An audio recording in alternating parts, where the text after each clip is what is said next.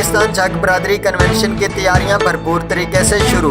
बस्ती झक में झक बरादरी ने मीटिंग की, जिसमें जाम राब नवाज झक, जाम मोहम्मद नवाज झक, जाम करम इलाही झक, जाम अयाज झक, जाम असगर झक, जाम अब्दुल इलाही झक और दीगर ने शिरकत की।